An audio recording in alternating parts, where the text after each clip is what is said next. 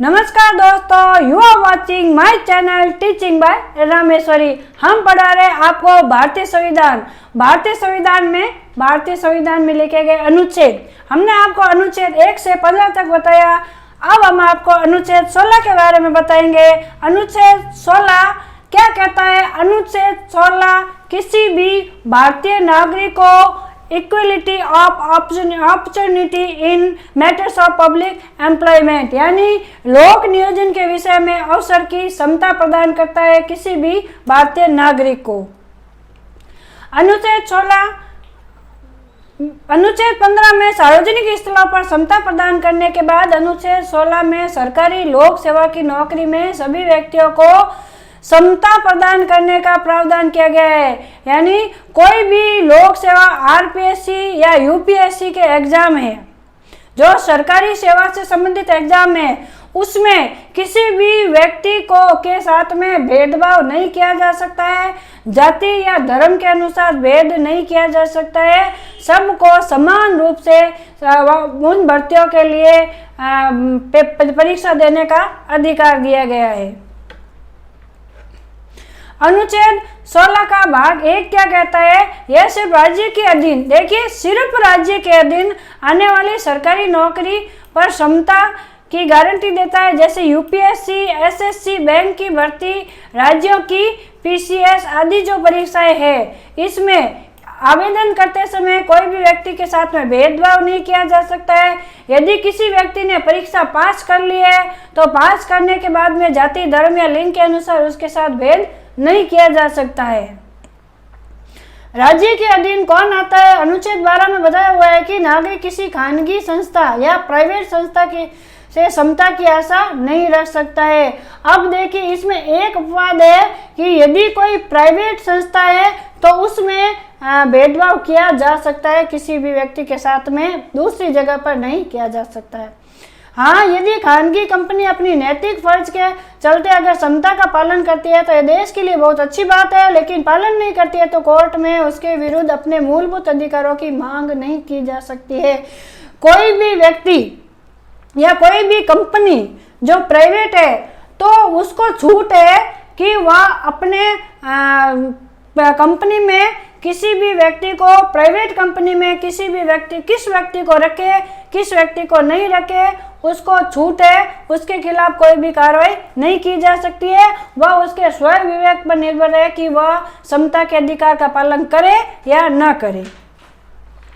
नियुक्ति और नियोजन में सिर्फ नागरिक को समता मिलेगी, कोई विदेशी या शरणार्थी को नहीं मिलेगी। इसलिए तो शरणार्थी के लिए रोजगार कम उपलब्ध होते हैं। यानी भारत का नागरिक होना चाहिए। मैंने आपको पहले भी कहा, यदि कोई व्यक्ति भारत का नागरिक है तभी उसको समता का अधिकार प्राप्त होगा, अन्यथा नहीं होगा। शरणार्थी है तो वो भारतीय नहीं है, विदेशी है, इसलिए उनको समानता का अधिकार प्राप्त नहीं होगा नौकरियों में। अनुच्छेद 16(2) विभेद नहीं करने के लिए अनुच्छेद 15 की तुलना में अनुच्छेद 16 के उद्भव और निवास दो ज्यादा आधार का समावेश किया गया है। फिर भी भाषा, शारीरिक और बौद्धिक क्षमता जैसे आधारों को समावेशित नहीं किया गया था। इनके आधारों पर विभेद किया जा सकता है। किसी भी आरपीएससी, यूपीएससी या बैंक में भाषा के आधार पर भेदभाव किया जा सकता है। ये वहाँ पे लिखा होता है कि व्यक्ति को टंकण आना चाहिए, इंग्लिश भाषा में पकड़ अच्छी होनी चाहिए, या हिंदी भाषा या इंग्लिश भाषा में पकड़ अच्छी होनी चाहिए, तभी वह व्यक्ति सरकारी या बैंक की नौकरी में लग सकता है, सिविल सर्विसेज में लग सकता है। और यदि उस व्यक्ति को वो भाषा नहीं आ सकती है, तो वो नहीं आती है, और मान लो उसको अपनी देसी भाषा आती है, अपनी मातृभाषा ही आती है, उसको इंग्लिश लैंग्वेज नहीं आती है ना, तो वह उसके साथ भेदभाव किया जा सकता है। उसको फार्म भरने से रोक सकता है, उसको परीक्षा देने से रोका जा सकता है, या परीक्षा पास होने के बाद भी रोका जा सकता है। गुजरात या तमिलनाडु लोक सेवा की परीक्षा के लिए पेपर सिर्फ गुजराती या तमिल भाषा में निकाले जाते हैं, तो सिर्फ इस भाषा का ज्ञान नहीं है वह परीक्षा नहीं दे पाएगा।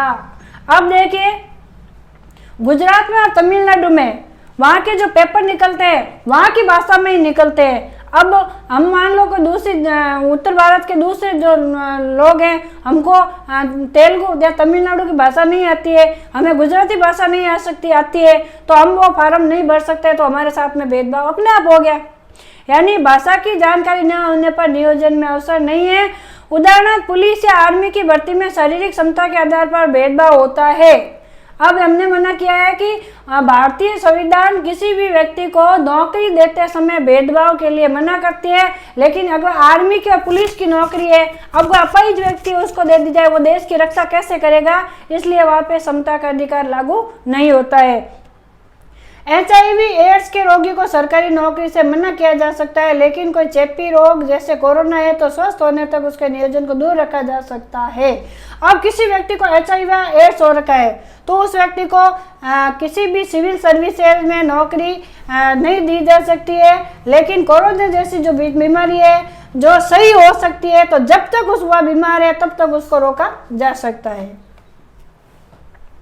अनुच्छेद 16 का भाग 3, जैसा ही हमने 16 के भाग 2 में देखा, निवास के आधार पर राज्य कोई भेद नहीं कर सकता है, लेकिन उसमें एक छूट के रूप में अनुच्छेद 13 में स्थापित किया गया है। अपवाद के रूप में लिखा गया है कि अनुच्छेद संसद को शक्ति देता है कि अगर संसद राज्य या राज्य के लोग नियोजन के लिए उस क्षेत्र का निवासी आवश्यक बनता है। अब देखिए, किसी का MLA या संसद का सदस्य है, किसी राज्य विधानसभा का सदस्य है, तो उसका जो विधानसभा क्षेत्र है वहाँ का निवासी होना चाहिए, उस राज्य का निवासी होना चाहिए, दूसरे राज्य का वो इलेक्शन नहीं लड़ सकता है। तो जन्म स्थान के आधार पर वहाँ पे भेदभाव किया जा सकता है। मतलब अगर कोई पंजाब के लोक नियुक्ति में भाग लेता है तो आपके पास पंजाब का अधिवास सर्टिफिकेट होना जरूरी है। इसका मतलब ये नहीं है कि आपको पंजाब में जन्म लेना पड़ेगा, कुछ साल वहाँ रहकर सर्टिफिकेट ले सकते हैं, जरूरी नहीं है आपका जन्म वहाँ हुआ, आप बॉर्न सर्टिफिकेट ले सकते हैं, डोमिसाइल, माफ कीजिएगा। अनुच्छेद 16 का भाग 3 क्या कहता है कि संसद ने इस शक्ति का इस्तेमाल करके लोक नियोजन अधिनियम 1957 बनाया है, जिसमें आंध्र प्रदेश, मणिपुर, त्रिपुरा, हिमाचल प्रदेश के जैसे कुछ राज्यों में लोक नियोजन के निवास के आवश्यक बनाया गया है, लेकिन बाद में नियोजन में उम्मीदवार की कमी और राज्यों के पुनर्गठन जैसे कारणों से 1974 में उसको निरस्त कर दिया गया। केवल आंध्र प्रदेश और तेलंगाना के लिए अनुच्छेद 371D में विशेष प्रावधान लागू है। यानी आंध्र प्रदेश, मणिपुर, त्रिपुरा, हिमाचल प्रदेश, यहाँ पे जो लोक नियोजन के लिए वहाँ के निवासी होना जरूरी था, लेकिन 1974 के बाद उसे हटा दिया गया। अनुच्छेद 16 का भाग 4 क्या कहता है? यह अनुच्छेद सरकारी नौकरी की नियुक्ति या बढ़नी में आरक्षण की बात करता है। जो सामाजिक और आर्थिक रूप से पिछड़े हुए हैं उनको समानता प्रदान करता है। यानी भारतीय संविधान सबको समान अधिकार प्रदान करता है। आरपीएससी, यूपीएससी, बैंकों की परीक्षा में या किसी भी लोक सेवा की परीक्षा में, एसएससी की परीक्षा में, लेकिन किसी भी पिछड़ा वर्ग है उसको आरक्षण के लिए आरक्षण दिया जा सकता है, वहां पे समानता का अधिकार खंडित होता है। शब्द पिछड़े हुए नागरिकों के किसी वर्ग का मतलब है अनुसूचित जाति, अनुसूचित जनजाति और अन्य पिछड़ा वर्ग। सरकार आरक्षण किसको देगी, यह एक प्रश्न है, ठीक है ना। अब आरक्षण किसको देगी, सब खड़े हो जाए मुझे भी दो, मुझे भी दो, मुझे भी दो, लेकिन सरकार को आरक्षण किसको देना चाहिए, सरकार किसको आरक्षण देगी, यह एक बहुत बड़ी समस्या है, एक बहुत बड़ा प्रश्न है।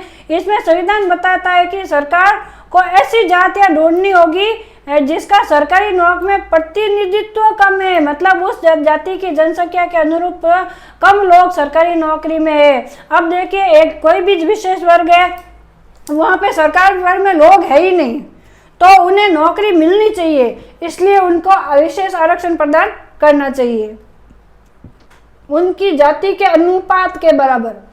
ऐसी जातियों को ढूंढने के लिए सरकार ने काका कालेलकर पिछड़ा वर्ग आयोग, मंडल कमीशन आदि का गठन किया था।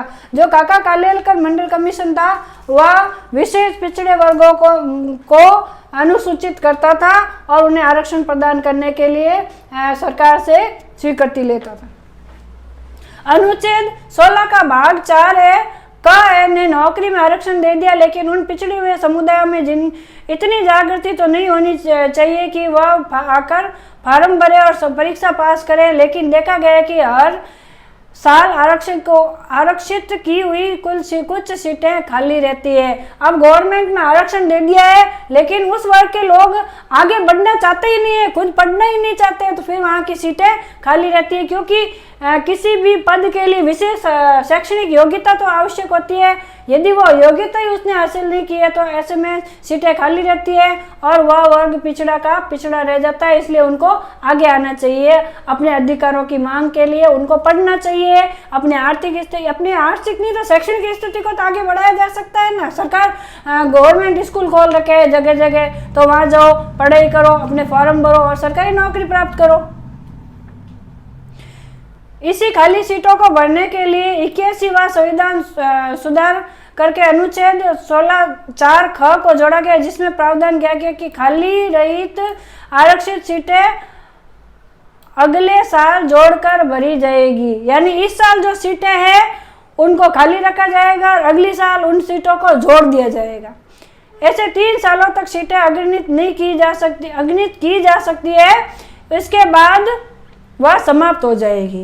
यानी देखिए, हम आपको एक उदाहरण से समझाते हैं। किसी पोस्ट पर 500 नौकरियां निकली है, वहाँ पे 20 किसी भी जाति के लिए आरक्षित की गई है, SC OBC या किसी के लिए, चलो SC के लिए कर दी गई है। अब वहाँ पे 15 लोग ही पास हुए, 15 लोगों ने फार्म भरा है, बाकी 15 सीटें खाली पड़ी है। अब वो 5 सीटें हैं, वो अगले साल जो 20 सीटों में जोड़ दी जाके 25 कर दी जाएगी। अब मान लो अगले साल भी ऐसा ही हुआ तो 3 साल तक वो सीटें मर्ज की जाएगी, जोड़ी जाएगी, उसके बाद में वो सीटें नहीं जोड़ी जाएगी। अनुच्छेद 4 क में नौकरी में आरक्षण दे दिया गया, लेकिन उन पिछड़े हुए समुदाय में इतनी जागृति होनी चाहिए कि वह आकर फार्म भरे और परीक्षा पास करे। लेकिन देखा गया है कि हर साल आरक्षित की हुई कुछ सीटें खाली रहती है।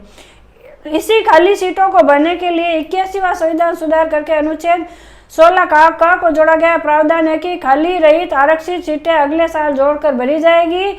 ऐसी 3 सालों तक सीटें अगणित की जा सकती है, उसके बाद वह समाप्त हो जाएगी। आपको प्रश्न होगा कि ऐसे अगणित करने से अगले साल आरक्षण 50% से ज़्यादा नहीं हो जाएगा? जी हाँ, बिल्कुल हो जाएगा, लेकिन ऐसे मामलों में छूट दी हुई है। 50% से ज़्यादा हो जाने पर भी सीटें जोड़ देनी होगी। इसको अंग्रेजी में बंक लॉक बोलते हैं। क्या बोलते हैं? Bunk lock. उदाहरण 2020 में UPSC में 1000 सीटें, जिसमें से 75 सीट ST समुदाय को देनी है, लेकिन उम्मीदवार ही 50 चुने गए। बाकी बची 25 सीटें अगले साल 2021 में जोड़ दी जाएगी। मान लें कि 2021 में कुल सीटें 900 आई है, उनमें 70 ST को देनी चाहिए थी। तब वर्ष 2021 में ST के लिए 70 + 25 95 सीटें होगी। यद्यपि सर्वोच्च न्यायालय के अनुच्छेद 16(4) में कुछ सीमाएं निर्धारित की गई है, जिसमें आरक्षण की अधिकतम सीमा 50% होगी। देखिए, 50% से ज़्यादा आरक्षण नहीं दिया जा सकता है। किसी भी नौकरी के लिए 50% से ज़्यादा किसी भी वर्ग को आरक्षण नहीं दिया जा सकता है। क्रीमी लेयर का सिद्धांत है, यानी पिछड़ा वर्ग, जो बोलते हैं ना, गरीबी रेखा से पिछड़ा नीचे का वर्ग, पिछड़ेपन और प्रतिनिधित्व की अपर्याप्तता, निहित शक्तियों के स्थान उपयोग हेतु अनिवार्यता, पिछड़ापन और नौकरी में कम प्रतिनिधित्व होना चाहिए। समग्र प्रशासनिक दक्षता की आवश्यकता, जो 335 अनुच्छेद 335 के अनुपालन में हो। सिर्फ आरक्षण नहीं, उम्मीदवार लायक भी होना चाहिए। अब देखिए, आरक्षण तो दे दिया, लेकिन उम्मीदवार भी लायक होना चाहिए। अब किसी अनपढ़ व्यक्ति को नौकरी तो नहीं दे सकते, तो उसको शैक्षणिक योग्यता तो धारण करनी पड़ेगी। अनुच्छेद 16(5) में क्या है? इसमें न्यायिक या सांप्रदायिक संस्था को अपने धर्म या संप्रदाय में किसी पद पर नियुक्ति करने की छूट दी गई है। धार्मिक संस्था को, ठीक है ना, वो जो कोई भी धार्मिक संस्था है तो वो अपना पद अपने अनुसार अपने संप्रदाय के लोगों को भर सकता है।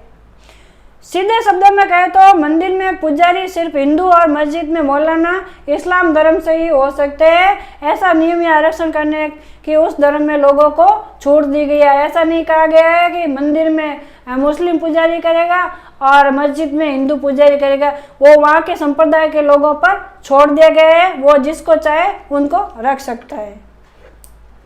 अनुच्छेद 16(5) क्या कहता है कि राज्य ऐसे धार्मिक पदों को पिछड़े समुदाय के लिए आरक्षित करे एवं दबाव नहीं डाल सकता है, लेकिन आपको कुछ ऐसे उदाहरण मिल जाएंगे जहां मंदिर में मुस्लिम और मस्जिद में हिंदू ऊंचे स्थानों पर नियुक्त है। यही तो हमारे भारत की विशेषता है। अब देखिए, हम कहते हैं कि भारत में विविधता है, लेकिन हमारे भारत में विविधता में एकता है। हम कहते हैं क्या हिंदू मुस्लिम लड़ते रहते हो क्या? नहीं, ऐसा नहीं है। सब जगह पे जो अवांछित, जो गंदे लोग हैं वो ही लड़ते हैं, लेकिन जो अच्छी मानसिकता के लोग हैं वो हमारे भारत में शुरू से रह रहे हैं। हिंदू है चाहे मुस्लिम है, प्रेम से भाई भाई बन के रहते हैं, सुख दुख में एक दूसरे के सुख दुख में काम आते हैं। अब उनमें मित्रता रहे, वो अच्छे पड़ोसी है, अच्छा अपने एक दूसरे के सुख दुख को समझते हैं। तो वहाँ पे ऐसी मुस्लिम संस्थाएं हैं, वहाँ पे बड़े बड़े पदों पर हिंदू भी लगे हुए हैं।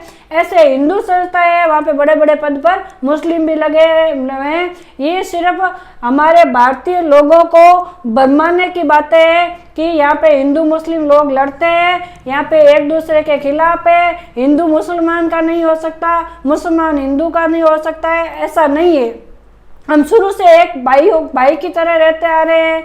ये सिर्फ कुछ नेताओं की राजनीति है जो क्या चाहते हैं, फूट डालो और राज करो, लेकिन हमें ऐसा नहीं करना है। हम संपूर्ण भारतीय, चाहे हिंदू मुस्लिम सिख ईसाई है, हम भाई भाई है, हमें एक होके रहना चाहिए। अनुच्छेद 16(5) अपवाद के रूप में है, जो अनुच्छेद 16 की लोक नियोजन के विषय में अवसर की क्षमता के सामने अनुच्छेद 26 की धार्मिक कार्यों के प्रबंध की स्वतंत्रता को ऊपर रखता है। अनुच्छेद 16(6) इतिहास में जिस समुदाय के ऊपर अत्याचार, शोषण, भेदभाव हुआ है, जिससे वह सामाजिक शैक्षिक रूप से पिछड़े रह गए हैं, उनको आरक्षण दिया गया। अब देखिए, अब ऐसे वर्ग भी है जिन पर बहुत अत्याचार हुए हैं, ठीक है ना, उन पर शोषण हुआ है, उनके साथ भेदभाव हुआ है, अब वो लोग बेचारे अभी भी दबे हुए हैं। तो ऐसे लोगों को शैक्षणिक रूप से पिछड़े हुए हैं, सामाजिक रूप से पिछड़े हुए हैं, उनको आरक्षण देता है हमारे भारत के संविधान का अनुच्छेद 16 का भाग 6। लेकिन इन सबसे नहीं गुजरे ऐसे उच्च जाति माने जाने वाली जातियों में ऐसे कुछ परिवार है जिसमें आर्थिक स्थिति बहुत खराब है, उनको सरकार की सहायता की आवश्यकता है। ऐसे आर्थिक रूप से पिछड़े उच्च वर्ग के जाति के लोगों के लिए अनुच्छेद 16(6) में 10% आरक्षण का प्रावधान करता है। अब देखिए, ऐसे लोग भी है जिनके साथ अत्याचार नहीं हुआ है, जो आर्थिक रूप से कमजोर नहीं है, नहीं जो आर्थिक रूप से कमजोर है उच्च जाति के हैं, लेकिन आर्थिक रूप से कमजोर है, उनके लिए भी 10% आरक्षण दिया गया है। इस आरक्षण में संसद में नमूना अधिनियम बनाया गया है कि राज्यों को अपने तरीके से बदलाव करने की छूट दी गई है, जिसमें आर्थिक किसी माना जाएगा, इसके मापदंड है। अब देखिए, हर राज्य में अलग अलग परिस्थितियां है। भारत का हर राज्य, कहीं पे पर्वत है, कहीं पे समुद्र है, कहीं पे रेगिस्तान है, कहीं पे घना जंगल है।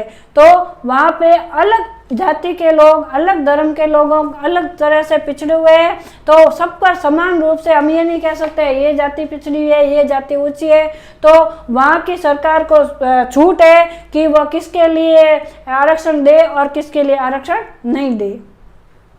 अब देखिए, हमने आपको इतना सब कुछ समझाया, लेकिन अनुच्छेद 16 का वास्तविक निष्कर्ष क्या है? देखिए, समानता का अधिकार भारतीय संविधान द्वारा सभी व्यक्तियों को समान प्रदान करता है। इसमें महत्वपूर्ण मौलिक अधिकार माना जाता है। इसका उद्देश्य समाज के कुछ वर्गों को उत्थान करके सामाजिक और आर्थिक न्याय प्रदान करना है। अनुच्छेद 16 रोजगार या सरकारी नौकरियों में नियुक्ति के मामले में अवसर की समता प्रदान करता है। यानी अनुच्छेद 16 कुछ नहीं है, कोई भी सरकारी नौकरी हो उसमें सभी को समानता का अधिकार प्रदान करती है, चाहे वो किसी भी जाति, धर्म का, लिंग का हो। तो ये तो था अनुच्छेद 16। आशा करते हैं कि आपको समझ में आया होगा। हमारे चैनल को सब्सक्राइब कीजिए, लाइक कीजिए और कमेंट कीजिएगा। धन्यवाद, नमस्कार।